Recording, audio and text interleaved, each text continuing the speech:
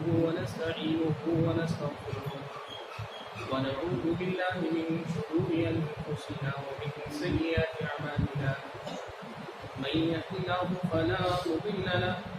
ومن يضلل فلا هادي له وأشهد أن لا إله إلا الله وحده لا شريك له وأشهد أن محمدا عبده ورسوله أرسله بالحق بشيرا ونذيرا أما بعد فأعوذ بالله من الشيطان الرجيم بسم الله الرحمن الرحيم يوم نقول لجهنم هل امتلأت وتقول هل من مزيد وأزلفت الجنة للمتقين غير بعيد هذا ما توعدون لكل أواب حفيظ من خشي الرحمن بالغيب وجاء بقلب منيب ادخلوها بسلام ذلك يوم الخلود لهم ما يشاءون فيها ولدينا مزيد وكم أهلكنا قبلهم من قرن هم أشد منهم بطشا ونقبوا في البلاد هل من محيص إن في ذلك لذكرى لمن كان له قلب أو ألقى السمع وهو شهيد ولقد خلقنا السماوات والأرض وما بينهما في 6 أيام وما مسنا من لغوب فاصبر على ما يقولون وسبح بحمد ربك قبل طلوع الشمس وقبل الغروب ومن الليل فسبحه وأدبار السجود واستمع يوم ينادي المناد من مكان قريب يوم يسمعون الصيحة بالحق ذلك يوم الخروج إنا نحن نحيي ونميت وإلينا المصير يوم تشقق الأرض عنهم سراعا ذلك حشر علينا يسير نحن أعلم بما يقولون وما أنت عليهم بجبار فذكر بالقرآن من يخاف وعيد وقال تبارك وتعالى أيضا إنما المؤمنون إخوة فأصلحوا بين أخويكم واتقوا الله لعلكم ترحمون بزرگان محترم ملت اسلامی کے نوجوانوں اور پردہ نشین خواتین اسلام اللہ تبارک و تعالیٰ کی ذات ہر قسم کی تعریف اور توصیف ہر طرح کی حمد و ثنا ہر قسم کی بڑائی اور بزرگی اور میری اور آپ سبھی حضرات اور خواتین کی ہر چھوٹی بڑی عبادت ریاضت اور ہم سب کی بندگی کی اکیلی اور تنہا مستقل ذات ہے جس نے ہم اور آپ کو پیدا کیا ہماری اور آپ کی زندگی کو ایک مقصد عطا کیا اور ہم اور آپ کو اس دنیا کے اندر آخرت کی کھیتی کرنے کے لیے بھیجا اور ہم اور آپ کو یہ بتلایا کہ اس دنیا میں کیسی زندگی گزاری جائے کہ جس کے نتیجے میں آخرت میں ہماری اور آپ کی کامیابی اور کامیابی کی ضمانت بن جائے درود و سلام ہو نبی آخر الزمان پیارے نبی محمد صلی اللہ علیہ وسلم کے ذات گرامی پر جنہیں اللہ تبارک و تعالیٰ نے ہماری اور آپ کی رہنمائی اور رہبری کے لیے اللہ تبارک و تعالیٰ کے دین کو ہم اور آپ تک پہنچانے کے لیے اور اس دین پر عمل پیدا ہو کر ایک مثالی نمونہ بن کر ہمارے اور آپ کے سامنے اللہ تبارک و تعالیٰ کے دین کی وضاحت کرنے کے لیے بھیجا جنہوں نے اللہ تبارک و تعالیٰ کے دین کی ہر چھوٹی بڑی بات کو ہم اور آپ کو سکھایا بتلایا اور عمل کر کے ہمارے اور آپ کے سامنے حجت قائم کر دی امت کے حوالے دین کو پوری طریقے سے پوری دیانتداری کے ساتھ اور پوری جزئیات اور باریکیوں کے ساتھ پہنچا دیا ہے. حاضرین جمعہ، جن ایام سے ہم اور آپ گزر رہے ہیں، سیرت النبی صلی اللہ علیہ وسلم کا مطالعہ آپ کریں تو آپ کو پتہ چلے گا یہ وہ ایام ہیں جن دنوں اللہ کے نبی صلی اللہ علیہ وسلم نے ہجرت فرمائی تھی۔ سفر کے مہینے کے اخیر میں آپ کا سفر ہجرت شروع ہوا۔ ربیع الاول کے ابتدائی ایام میں جا کر مدینے میں اللہ کے نبی صلی اللہ علیہ وسلم کا قیام ہوا۔ ہر سال ہمارے اور آپ کے سامنے یہ ایام آتے ہیں، جاتے ہیں، گزرتے ہیں، لیکن اگر ہم اس مناسبت سے جو سبق اللہ کے نبی کی سیرت سے لینا چاہیے، عام طور پر اس کی طرف سے غافل رہتے ہیں۔ ہماری توجہ ان باتوں کی طرف نہیں جاتی جو باتیں نبی علیہ السلام کی نظر میں اہم تھیں، جن کی اہمیت کو اللہ کے نبی صلی اللہ علیہ وسلم نے خود سمجھا اور اپنے صحابہ کو سمجھایا۔ ان باتوں کی طرف ہماری اور آپ کی توجہ نہیں مبذول ہو پاتی، ہم اور آپ توجہ نہیں دے پاتے، اور اسی کا نتیجہ ہے کہ دن اور رات ہمارے اور آپ پر سے گزر رہے ہیں، یا ہم اپنی عمر کے ماہوں سال گزار رہے ہیں،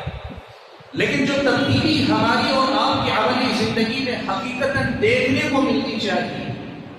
جو تبدیلی ہم اور آپ کو نظر آنی چاہیے، شاید وہ تبدیلی کما حقہ میری اور آپ کی زندگی میں نہیں آ پا رہی ہے۔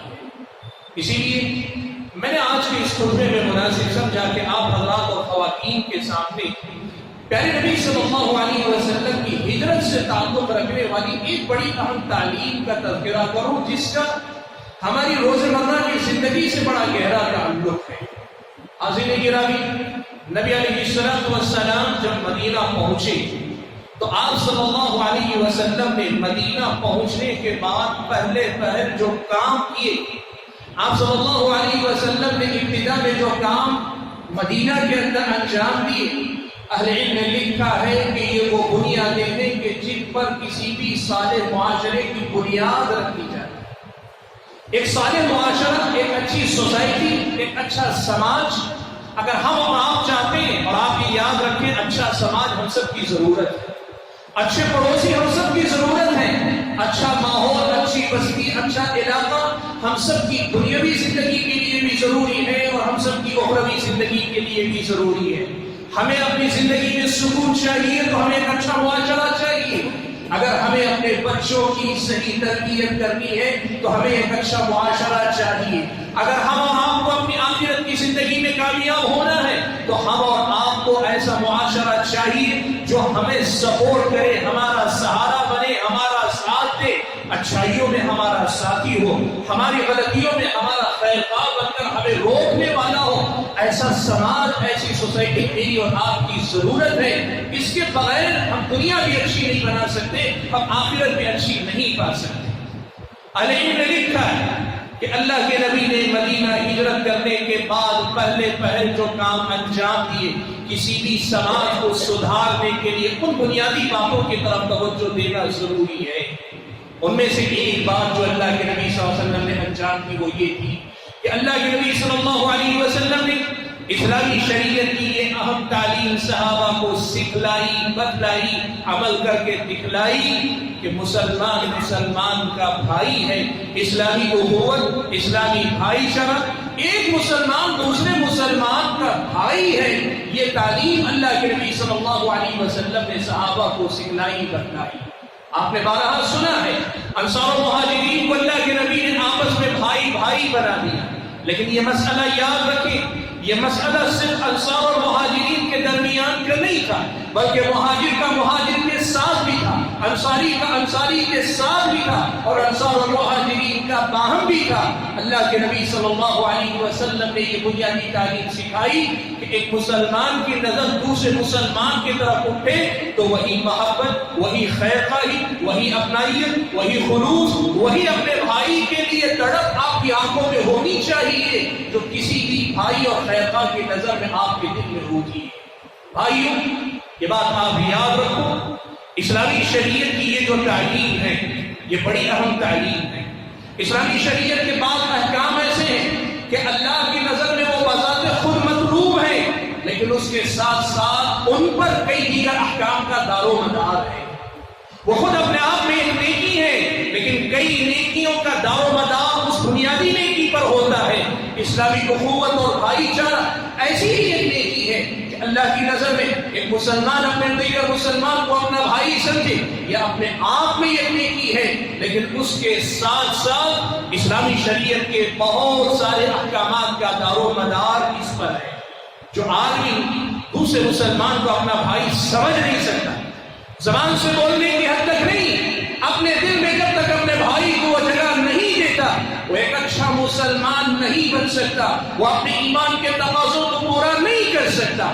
آج اگر میں یہاں آپ سب کو یا آپ میں سے کوئی یہاں سب بیٹھے ہوئے بھائیوں کو اپنا بھائی نہ سمجھے تو یقین مانے ہم اور آپ ایک اچھے مسلمان نہیں ہو سکتے، اللہ کے سچے بندے نہیں بن سکتے، نبی کے سچے امتی نہیں بن سکتے، میرے اور آپ کے ایمان کی تکمیل نہیں ہو سکتی۔ یہ اسلامی شریعت کی بیان کردہ بہت بڑی حقیقت ہے۔ سبحان اللہ، جس دور میں ہم اور آپ جی رہے ہیں، اس دور میں نفرت کے اسباب بہت سارے ہیں اور دنیا مادہ پرست ہے، مفاد پرست ہے، ایک دوسرے سے ہم مفاد کی بنیاد پر تعلقات قائم کرنا چاہتے ہیں، اور اس کا نتیجہ یہ ہے کہ جہاں محبت، خیر خواہی، اسلامی اخوت کو جگہ پانا چاہیے تھا، وہاں مفاد پرستی نے جگہ بنا لی ہے، اور آج اس کا نتیجہ یہ ہے جس سے میرا کوئی فائدہ ہو سکتا ہے وہ میرا اپنا سگا ہے، اور جس سے میرا کوئی فائدہ نہیں، نقصان تو دور کی بات ہے، جس سے میری کوئی غرض نہیں اس سے بھی میرا کوئی لینا دینا نہیں۔ سبحان اللہ، اسلامی شریعت یہ کہتی ہے کہ آپ کا میرا ایک دوسرے کے ساتھ تعلق، مسلمان کا مسلمان کے ساتھ تعلق بھائی بھائی کا ہے، مومن ایک دوسرے کے بھائی ہے، ایک مسلمان دوسرے مسلمان کا بھائی ہے۔ یہ اپنے آپ میں ایک بڑی نیکی ہے، یہ اپنے آپ میں ایک بہت بڑا حکم ہے، اسلامی شریعت کی بڑی اہم تعلیم ہے، جس کو ہم اور آپ کو اپنے دل و دماغ میں یاد کرتے رہنا چاہیے اور اپنے آپ کو یاد دلانا چاہیے۔ پیارے نبی صلی اللہ علیہ وسلم اسی حقیقت کو بیان کرتے ہوئے کہا، آپ صلی اللہ علیہ وسلم نے حضرت انس بن مالک رضی اللہ تعالیٰ عنہ روایت فرماتے، صحیح بخاری و مسلم کی روایت ہے، آپ صلی اللہ علیہ وسلم نے فرمایا، کہا لا یؤمن احدکم حتی یحب لأخیہ ما یحب لنفسہ۔ ایک مسلمان کو اپنا مسلمان بھائی سمجھنا، ایک مسلمان دوسرے مسلمان کو اپنا بھائی سمجھے، اس کا تقاضا کیا ہے؟ بھائی سمجھنے کا مطلب کیا ہے؟ اگر ہم اپنے بھائی مسلمان کو اپنا بھائی سمجھتے ہیں تو پھر ہمارے اندر کیا تبدیلی آنی چاہیے؟ یہ سکھلاتے بتلاتے ہوئے آپ صلی اللہ علیہ وسلم نے فرمایا، لا یؤمن احدکم، تم میں سے کوئی بھی آدمی اس وقت تک مومن نہیں ہو سکتا حتی یحب لأخیہ ما یحب لنفسہ، یہاں تک کہ تم اپنے لیے جو پسند کرتے ہو وہی اپنے بھائی کے لیے پسند کرو۔ سبحان اللہ، اسلامی شریعت بتلاتی ہے آپ کا اگر کوئی سگا بھائی ہے، خونی رشتہ آپ کا ہے، آپ کا سگا بھائی نہ ہو کر، آپ کے باپ سے نہ ہو کر آپ کا چچا زاد بھائی ہے، یہ خونی رشتہ ہے، اس کی وجہ سے آپ اسے بھائی سمجھتے ہیں۔ اسلام یہ کہتا ہے ہر مسلمان کو اپنا بھائی سمجھیے، اور اگر وہ آپ کا خونی رشتہ دار ہے تو اس سے رشتہ نبھانے کے دوہرے اسباب آپ کے پاس ہے، یہ خون کا تقاضا ہے، خونی رشتے کا تقاضا ہے، تو دوسری طرف ایمانی رشتے کی، ایمانی اخوت کا تقاضا ہے کہ آپ اسے اپنا بھائی سمجھیں۔ اور بھائی سمجھنے کا لازمی نتیجہ کیا ہے؟ لازمی نتیجہ یہ ہے کہ ان یحب لأخیہ ما یحب لنفسہ، ہم اپنے لیے جو چاہتے ہیں وہی اپنے بھائی کے لیے چاہیں، ہم اپنے لیے جو بات پسند کرتے ہیں اپنے بھائی کے لیے وہی پسند کریں۔ ہمارا نفس ہمیں اپنا فائدہ سکھاتا ہے، ہم اپنے نفس کو یہ سکھائیں کہ تمہیں ہمارے اپنے بھائیوں کے بارے میں بھی ایسی ہی سوچ رکھنی چاہیے، اپنے نفس کی تربیت ہم اور آپ کریں۔ یاد رکھیں اس دنیا کے اندر انسان کی اپنا نفس ہے، نفسانی خواہشات ہے، دنیا کے اندر پھیلی ہوئی فکر اور سوچ ہے مفاد پرستی کی، یہ مجھ کو اور آپ کو خود کے حق میں مفاد پرست بنا دے گا۔ اس پر ہمیں محنت کرنے کی زیادہ ضرورت نہیں، ہمیں سے ہر آدمی اپنے فائدے کے بارے میں خود بخود سوچنے والا ہے۔ محنت جس پہ کرنی ہے وہ یہ کہ ہم جو اپنے لیے چاہتے کہ ہم اپنے بھائی کے لیے وہی پسند کرتے، اس معاملے میں ہمیں اپنے آپ کا جائزہ لینے کی ضرورت ہے۔ آپ اندازہ لگائیں اسلامی شریعت کا یہ تقاضا کتنا اہم ہے۔ امام ابو داؤد السجستانی رحمۃ اللہ علیہ نے اس حدیث کے بارے میں کہا، یہی حدیث جو حضرت انس بن مالک والی ابھی میں نے آپ کے سامنے پڑھی، اس کے بارے میں حضرت ابو داؤد رحمۃ اللہ علیہ نے کہا انه من الاحاديث التي عليها مدار الاسلام، یہ ان احادیث میں سے ایک ہے جو جن پر اسلام کا دار و مدار، اسلام کا دار و مدار جن تعلیمات پہ ہے، یہ ان احادیث میں سے ایک ہے۔ یعنی یہ حدیث ہم اور آپ کو وہ تعلیم سکھلاتی ہے، بتلاتی ہے، وہ بات یاد دلاتی ہے جس پر میرے اور آپ کے اسلام کا دار و مدار ہے۔ یعنی اگر ہم یہ نہ پیدا کر پائے تو ہم سے اسلام کا ایک بڑا حصہ چھوٹ جائے گا، اسلام کے ایک بڑے حصے کو ہم اور آپ ضائع کر بیٹھیں گے۔ بعض دوسرے حدیث نے کہا انه قاعدة من قواعد الاسلام، یہ حدیث اسلام کی بنیادوں میں سے ایک اہم بنیادی تعلیم پر مشتمل ہے۔ حاضرین گرامی، آج جو بات آپ کو میں یاد دلانا چاہتا ہوں وہ یہی ہے کہ ہمارے سماج اور معاشرے میں محبتیں گھٹ گئی ہیں، نفرتیں بڑھ گئی ہیں۔ ہمارے اور آپ کے سماج میں ایک دوسرے کے لیے تڑپ کم ہو گئی ہے، ایک دوسرے سے شکوہ و شکایت زیادہ ہے۔ ہمارے اور آپ کے خاندان قبیلے سے لے کر گلی محلے تک ایک مسلمان دوسرے مسلمان کو دیکھتا ہے تو مسکرانے سے زیادہ شیطان اس کے دل میں سامنے والے کے متعلق مختلف قسم کے وسوسے، مختلف قسم کی بدگمانیاں، مختلف قسم کی غلط باتیں اس کے اندر پیدا کرتا ہے۔ وجہ کیا ہے؟ وجہ یہی ہے کہ اس اسلامی اخوت کو ہم نے سمجھا نہیں، اس اسلامی اخوت کی اہمیت کو ہم نے پہچانا نہیں، اور اس اسلامی اخوت کے تقاضوں کو ہم نے پورا نہیں کیا۔ آئیے میں آپ کے سامنے بڑی تیزی کے ساتھ اس اسلامی اخوت کے تقاضے کیا ہیں، ایک مسلمان کو اپنا مسلمان بھائی سمجھنے کا تقاضا کیا ہے، کن باتوں کا ہمیں خیال رکھنا چاہیے، اسلامی شریعت کی چند اہم تعلیمات آپ کے سامنے ذکر کر دیتا ہوں۔ پیارے نبی صلی اللہ علیہ وسلم، صحیح بخاری اور مسلم دونوں کی روایت ہے، الفاظ کے فرق کے ساتھ اللہ کے نبی نے فرمایا حق المسلم علی المسلم خمس، دوسری روایت میں فرمایا حق المسلم علی المسلم ست، اللہ کے نبی نے فرمایا ایک مسلمان کے دوسرے مسلمان پہ 6 حق ہیں، ایک روایت میں 5 کا، دوسری روایت میں 6 کا، یہ 6 حق اللہ کے نبی نے کہے۔ ہر مسلمان کو کوشش کرنی چاہیے کہ دوسرے مسلمان کے یہ 6 کے 6 حق میں ادا کروں گا۔ کیا ہے یہ 6 حق؟ اللہ کے نبی نے سب سے پہلے فرمایا اذا لقیتہ فسلم علیہ، جب ملاقات ہو تو سلام کیا کرو،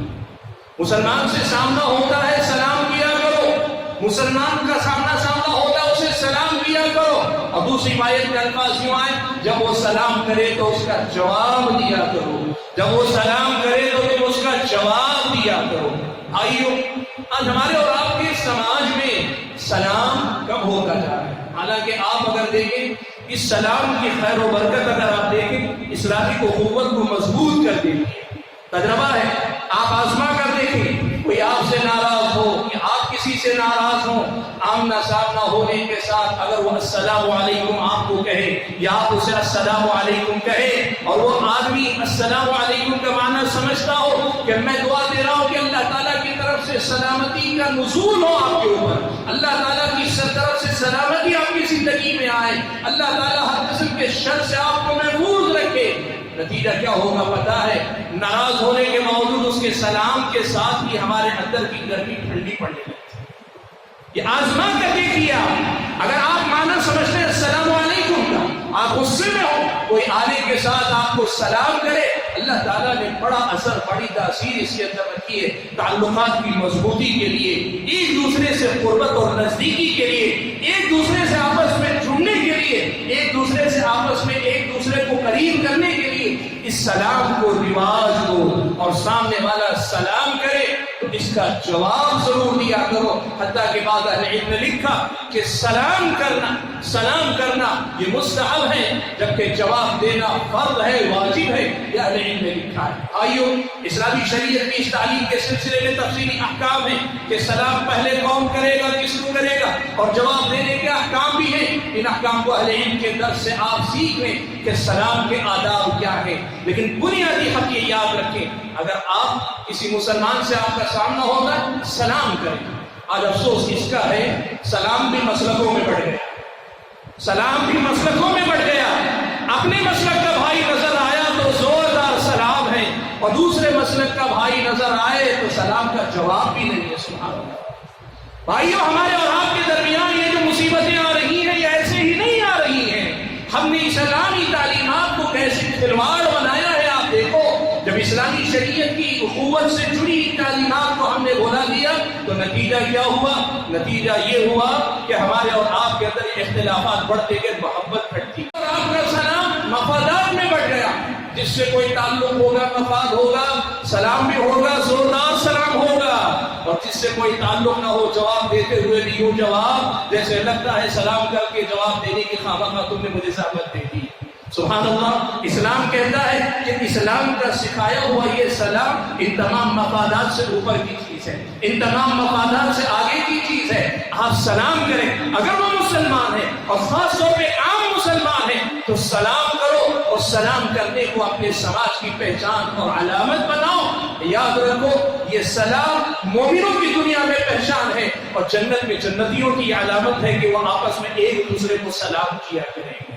بھائی السلام کو آپ کرو. اللہ کے نبی نے یہ پہلا حق ہے, پہلا تقاضا ہے 6 حقوق میں سے. دوسری بات اللہ کے نبی صلی اللہ علیہ وسلم نے فرمائی اذا دعاک فاجبہ, جب تمہیں وہ دعوت دے تو قبول کیا کرو. کوئی دعوت دیتا ہے اسے قبول کیا کرو. کوئی بھی دعوت دے, آپ کو اگر کوئی دعوت دیتا ہے اس کی دعوت پہ لبیک کہو, دعوت قبول کیا کرو. اب کس کی دعوت قبول کرنی چاہیے کس کی نہیں قبول کرنی چاہیے اس کی تفصیلات اہل علم آپ کے سامنے بیان کریں گے. لیکن پہلا حق یہ مان لو آپ کہ کوئی مسلمان اگر مجھے بلاتا ہے مجھے اس کی دعوت میں لبیک کہنا ہے. اگر آپ کسی عذر کی وجہ سے شریک نہیں ہو سکتے, آپ اس کی دعوت کو کہیں میں نے قبول کر لیا لیکن میں آپ کی دعوت کو فلاں مسئلے کی وجہ سے قبول نہیں کر سکا یا حاضر نہیں ہو سکتا, آپ اپنا عذر بیان کر دیں. اللہ کے نبی نے یہاں تک فرمایا اگر تم میں سے کوئی آدمی دعوت دے کسی کو تو جس کو دعوت دی جا رہی وہ جائے, اس کے گھر جائے, روزے کی حالت میں ہے تو کھائے نہیں لیکن اس کو بتا دے کہ آپ نے دعوت دی تو میں آ گیا ہوں, میرا عذر ہے, میں روزے سے ہوں, میں کھا نہیں سک رہا ہوں. اللہ کے نبی نے ادب سکھایا.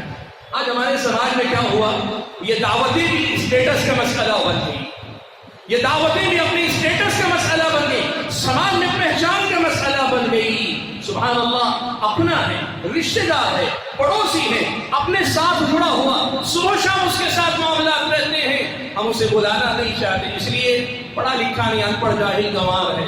اس لیے مالدار نہیں, صاحب حیثیت نہیں, اس لیے کہ کپڑا لباس پہننے کا بہت اچھا سلیقہ اس کے پاس نہیں ہے, اور اس کے مقابلے میں وہ جو بہت دور ہیں یہ آ نہیں سکتے ہیں لیکن بڑے ہیں, آدمی پہنچ کر اصرار کے ساتھ بلاتا ہے. اللہ کے نبی صلی اللہ علیہ وسلم نے فرمایا کہ سب سے برا کھانا وہ کھانا ہے جس میں مالداروں کو تو بلایا جاتا ہے لیکن غریبوں کو نظر انداز کیا جاتا ہے. بھائیو ایک تو بلانے پر آپ کی بات کا خیال رکھیں کہ اسلامی شریعت آپ کو بتاتی ہے جو آپ کے اپنے ہیں ان کو نظر انداز نہ کریں, اور دوسرے نمبر پر جب سامنے والا دعوت دے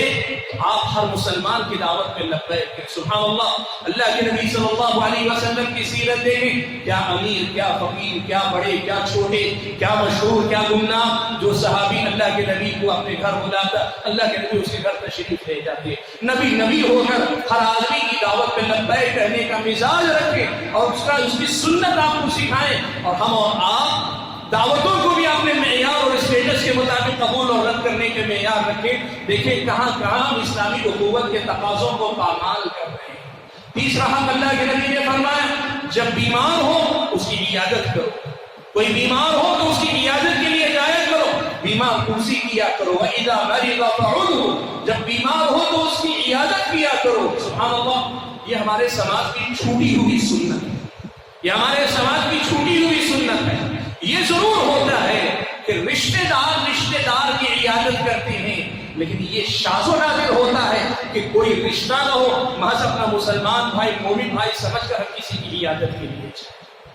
یہ ضرور ہوتا ہے, اللہ کا فضل و کرم ہے, ابھی اتنا خیر ہے کہ رشتہ داروں میں سے کوئی بیمار ہوتا ہے تو اس کی بیمار کرسی کر لی جاتی ہے, لیکن ایک مسلمان کے ساتھ کوئی مفاد نہیں, کوئی تعلق نہیں, لیکن اس کی بیمار کرسی کرنے محض ایمان کی وجہ سے جائے. یہ ہمارے سماج میں مری ہوئی سنت ہے, چھوٹی ہوئی سنت ہے. لوگوں نے اس کو مردہ کر دیا, بھلا دیا ہے. اسے زندہ کرو, اسے زندہ کرو. اور بھائیو اللہ کے نبی صلی اللہ علیہ وسلم کی سکھلائی ہوئی اس سنت کے فائدے بہت زیادہ ہیں. وہ اجازت نہیں دیتا کہ ہر ایک سنت کے پیچھے کیا کیا حکمتیں کیا کیا فائدے آپ کے سامنے گناؤ. مریض ایسا آدمی ہے جسے اکثر دوا سے زیادہ دلاسے کی ضرورت ہوتی ہے، جسے دوا سے زیادہ مورل سپورٹ، اخلاقی سپورٹ کی ضرورت ہوتی ہے، دوا سے زیادہ ہمت افزائی کی ضرورت ہوتی ہے. کئی مرتبہ ایسا ہوتا ہے کہ کسی اچھے آدمی کے ہمت کے دو بول مریض کے اندر وہ قوت پیدا کر دیتے ہیں کہ وہ اپنے آپ سے لڑنے اور اپنے آپ کے حالات کو سدھارنے کا جذبہ اپنے اندر پیدا کر لیتا. کوئی اسے پوچھنے والا نہیں، کوئی اس کا پرسان حال نہیں، تو آدمی پہ غم علی غم، کہ ایک غم پہ دوسرا غم، کہ ایک تو جسم بیمار ہے، تکلیف میں ہے، دوسرا دل محسوس کرتا ہے کہ اس مشکل میں کوئی میرا اپنا نہیں، اس مشکل میں کوئی میرے ساتھ کھڑا نہیں ہے. یہ چیز اس کی بیماری کو بڑھا دیتی ہے. بھائیوں، بیمار آدمی کی عیادت کرنے کی سنت کو زندہ کیا کرو، بیمار آدمی کی عیادت کرنے کی سنت کو زندہ کیا کرو. اور اللہ کے نبی صلی اللہ علیہ وسلم نے آگے بیان فرمایا، آپ صلی اللہ علیہ وسلم نے فرمایا وَإِذَا مَاتَ فَاتْبَعْ جَنَازَتَهُ. اللہ کے نبی صلی اللہ علیہ وسلم نے فرمایا جب انتقال کر جائے تو اس کے جنازے میں حاضری دو، جب انتقال کر جائے تو اس کے جنازے میں حاضری دو.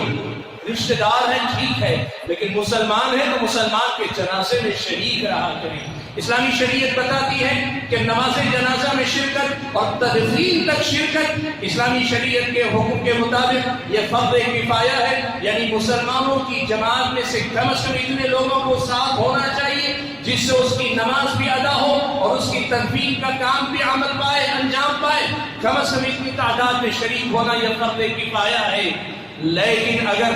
سارے لوگ شریک ہوتے ہیں تو سارے لوگوں کے حق میں یہ ثواب کا باعث ہے. اللہ کے نبی صلی اللہ علیہ وسلم نے فرمایا جو نماز جنازہ میں شریک ہوتا ہے اسے 1 قیراط ثواب ملتا ہے، اور جو تدفین تک شریک رہتا ہے اسے 2 قیراط اللہ تبارک و تعالیٰ ثواب دیتا ہے. اہل علم نے لکھا قیراط کا مطلب بہت بڑا پہاڑ ہے، قیراط کا مطلب بہت بڑا پہاڑ ہے. اور اگر 2 قیراط آدمی کو ملتے ہیں تو ایک جنازے میں حاضری 2 پہاڑ کے برابر نیکیاں آپ کو اور مجھ کو دلاتا ہے. سبحان اللہ. اللہ کے نبی نے کہا مومن ہونے کا تقاضا کیوں؟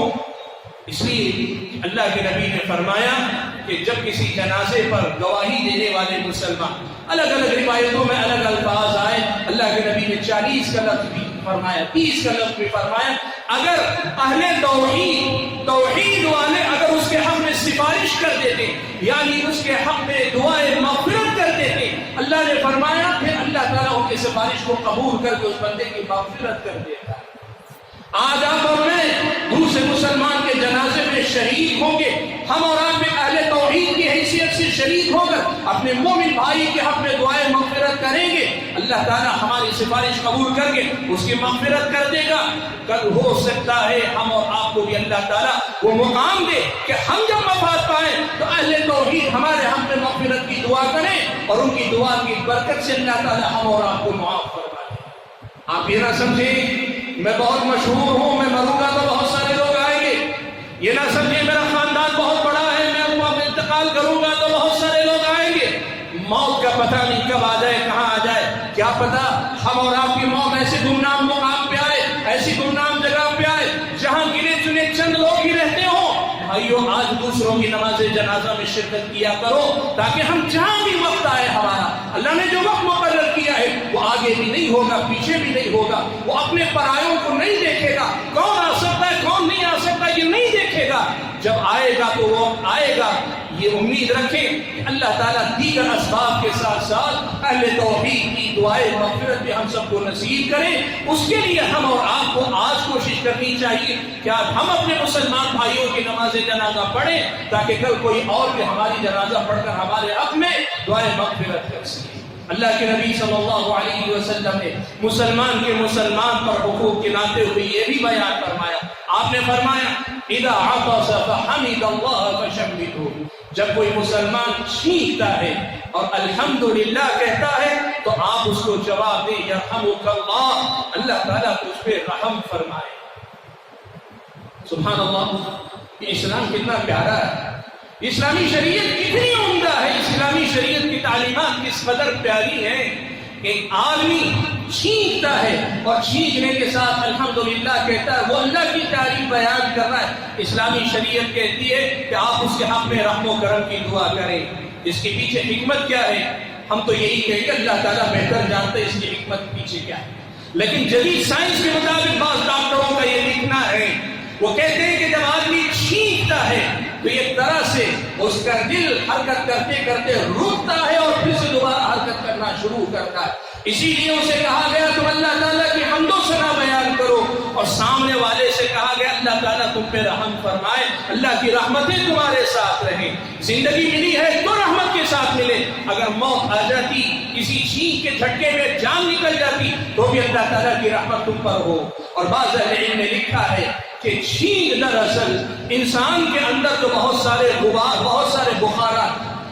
کہتے ہیں پانی کے قطرے جو جمع ہو جاتے وہ سارے کے سارے باہر نکال دیتی ہے، جس کی وجہ سے انسان کی طبیعت کا بوجھل پن وغیرہ ختم ہو جاتا ہے۔ اللہ تعالیٰ کی بہت بڑی نعمت ہے چھینک، تو اس پر الحمدللہ کہا گیا، سامنے والے سے کہا گیا تم اللہ تعالیٰ کی رحمتوں کی دعا کیا کرو۔ بھائیو، یہ ہمارے اور آپ کے سماج کا مسئلہ ہے۔ البتہ اللہ کے نبی نے یہ ادب سکھایا ہے کہ چھینکنے والا چھینکے لیکن الحمدللہ نہ کہے تو آپ یرحمک اللہ نہ کہیں۔ اگر چھینکنے والا چھینکتا ہے، چھینک کر الحمدللہ کہتا ہے تو پھر آپ یرحمک اللہ کہے۔ اللہ کے نبی کے سامنے دو لوگوں نے چھینک ماری، ایک نے چھینکنے کے بعد الحمدللہ کہا تو آپ نے اسے جواب دیا، دوسرے نے چھینکنے کے بعد الحمدللہ نہیں کہا تو اللہ کے نبی نے اس کو جواب نہیں دیا، تو وہ آدمی اللہ کے نبی سے شکایت کرنے لگا۔ اللہ کے نبی نے کہا اس نے چھینکنے کے بعد الحمدللہ کہا تو جواب کا مستحق ہوا، تم نے اللہ کی تعریف بیان نہیں کی تو تم جواب کے مستحق نہیں ہوئے۔ حاضرین گرامی،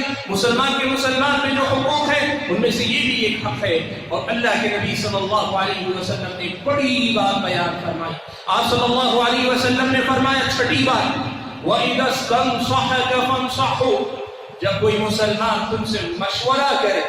تم سے خیر خواہی کا تقاضا کرے تو اس کے ساتھ خیر خواہی کیا کرو۔ بھائیو، کوئی بھی مشورہ اگر آپ سے کرتا ہے تو اس کو ڈرانے کا نام مشورہ نہیں، اسے پریشان کرنے کا نام مشورہ نہیں ہے۔ آپ اگر معاملے کو سمجھتے ہیں اور آپ کے سامنے مہارت ہے اس معاملے میں وہ مشورہ لے رہا ہے، آپ مشورہ دیجیے، اور آپ کو پہلے یہ ادب معلوم ہونا چاہیے آدمی مشورہ کس سے کرے، آدمی مشورہ کس سے کرے۔ اسلامی شریعت کی دکھائی ہوئی تعلیمات کی روشنی میں اہل علم نے لکھا ہے جس سے آپ مشورہ کریں اس کے اندر دو باتیں ضرور ہونی چاہیے۔ ایک تو یہ کہ وہ آپ کا خیر خواہ، پہلا مسئلہ جس سے آپ مشورہ کر رہے ہیں وہ آپ کا خیر خواہ ہونا چاہیے، اور دوسرا مسئلہ یہ ہم اور آپ کو یاد رکھنا چاہیے کہ جس معاملے میں مشورہ لے رہے ہیں اس معاملے کی پہچان اسے ہو، اس معاملے کا تجربہ ہو، یا اس میدان میں مشورہ دینے کی اہلیت اور قابلیت رکھتا ہو۔ خیر خواہ ہے لیکن اسے میدان کا تجربہ نہیں، وہ صحیح مشورہ نہیں دے سکتا، یا میدان کا ماہر تو ہے لیکن آپ کا خیر خواہ نہیں ہے، آپ کے ساتھ مشورہ دینے میں وہ جھول لا سکتا ہے، خلل لا سکتا ہے۔ اس لیے مشورہ کرو تو دو باتوں کا خیال رکھو، اس سے مشورہ کرو جو آپ کا خیر خواہ ہے، اور اس کے ساتھ ساتھ جس معاملے میں مشورہ کر رہے ہو اس معاملے میں مشورہ دینے کی قابلیت اور اہلیت کا حامل ہو۔ اور اسلام نے کہا، اللہ کے نبی نے کہا، جب آپ سے کوئی آدمی مشورہ کرتا ہے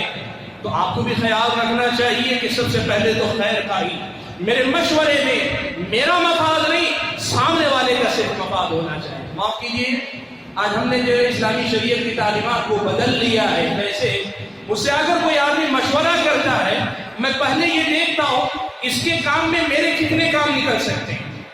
اس کے کام میں میرے کتنے کام نکالے جا سکتے ہیں، اس کے مفادات کے ساتھ میرے مفادات کا کتنا تحفظ ہو سکتا ہے، میں اس کی رعایت کر کے آدمی کو مشورہ دیتا ہوں۔ میں خیر خواہی کا تقاضا پورا نہیں کر رہا ہوں، میں مسلمان کا حق ادا نہیں کر رہا ہوں۔ یا بسا ہوگا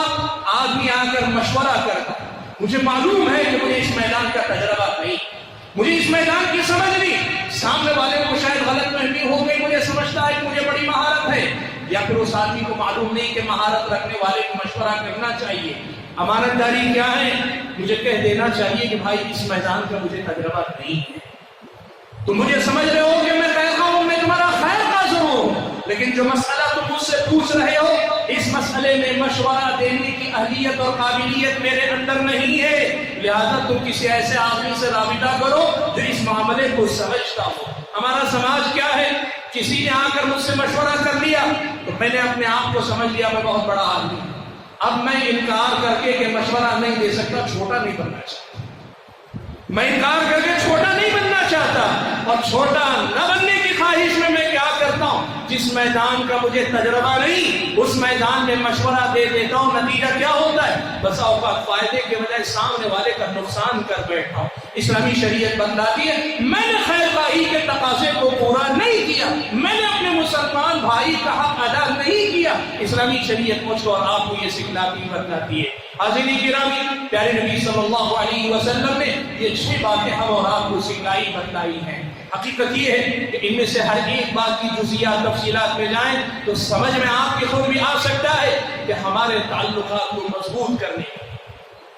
ہمیں واقعی معنوں میں ایک دوسرے کا بھائی بنانے میں، ہمیں ایک دوسرے کے لیے سیسا پلائی ہوئی دیوار بننے کے لیے ان تعلیمات میں عمل کرنا کس قدر زیادہ ضروری ہے۔ ان احکام کے مضمرات، ان احکام کی حکمتیں، ان احکام کے پیچھے جانے والے فوائد اور ثمرات اگر دیکھیں گے، یقین مانے ہم اور آپ اندازہ لگا سکتے ہیں۔ سچی بات تو یہ ہے کہ آج کے اس خطاب میں باتیں پوری نہیں ہو سکتی، جو باتیں آپ کے سامنے اسلامی اخوت کے تقاضوں کے طور پر، ایک مسلمان کو اپنا مسلمان بھائی سمجھنے کا جو تقاضا ہے اس کے طور پہ جو باتیں بتانی تھی، ان تمام باتوں کو آپ کے سامنے رکھا نہیں جا سکا، لیکن جو پہلی بات میں نے آپ کے سامنے رکھی، اگر وہ بنیادی بات آپ کے اندر آ جائے تو پھر آپ اور میں خود بخود سارے تقاضوں کو پورے کرنے والے بن جائیں گے۔ اور وہ بات کیا ہے، ان یحب لأخیہ ما یحب لنفسہ،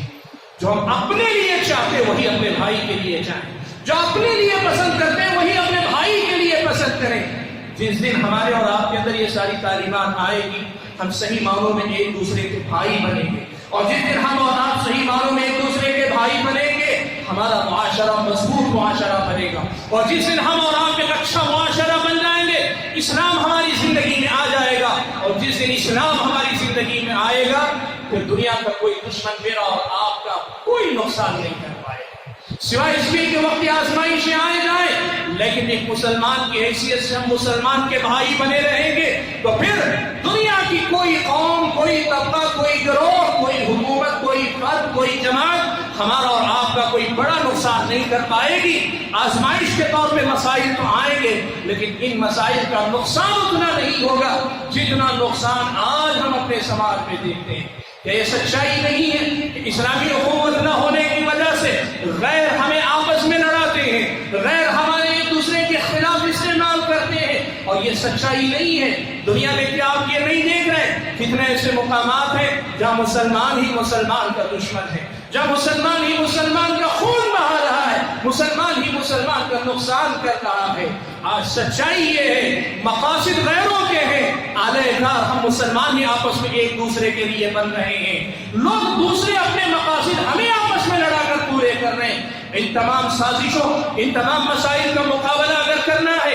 اور اللہ تعالیٰ کے سچے اور اچھے بندے اگر بننا ہے تو پھر مجھ کو اور آپ کو صحیح معنوں میں اسلامی شریعت کی تعلیمات کی پابندی کرنی چاہیے، اور اسلامی اخوت اور بھائی چارے کے تقاضوں کو پورا کرنا چاہیے۔ میں اللہ تعالیٰ سے دعا کرتا ہوں کہ اللہ تعالیٰ مجھے، آپ سبھی حضرات کو، تمام خواتین کو آپس میں ایک دوسرے کا بھائی اور خواتین آپس میں ایک دوسرے کی بہن، آپس میں ایک دوسرے کے خیر خواہ بن کر زندگی گزارنے کی توفیق عطا فرمائے۔ اللہ تبارک و تعالیٰ ہم اور آپ کو کہنے اور سننے سے زیادہ عمل کرنے کی توفیق عطا فرمائے۔ جو بیمار ہیں ان کو شفا عطا فرمائے، جو پریشان ہیں ان کی پریشانیوں کو حل فرما دے، جو قرض دار ہیں ان کی قرض کی ادائیگی کے اسباب اللہ تعالیٰ مہیا فرما دے۔ ہم اور آپ میں سے جو گنہگار ہیں ان کے گناہوں کو معاف فرمائے، انہیں نیکیوں کی توفیق عطا فرمائے۔ جو گمراہ ہیں اللہ انہیں ہدایت دے، اور جو ہدایت یافتہ ہیں انہیں ثابت قدمی عطا فرمائے۔ اللہ تبارک و تعالیٰ جب تک دنیا میں رکھے ایمان اور اسلام پر قائم رکھے، اور جب اپنے پاس بلائے تو ایمان کی حالت میں بلائے۔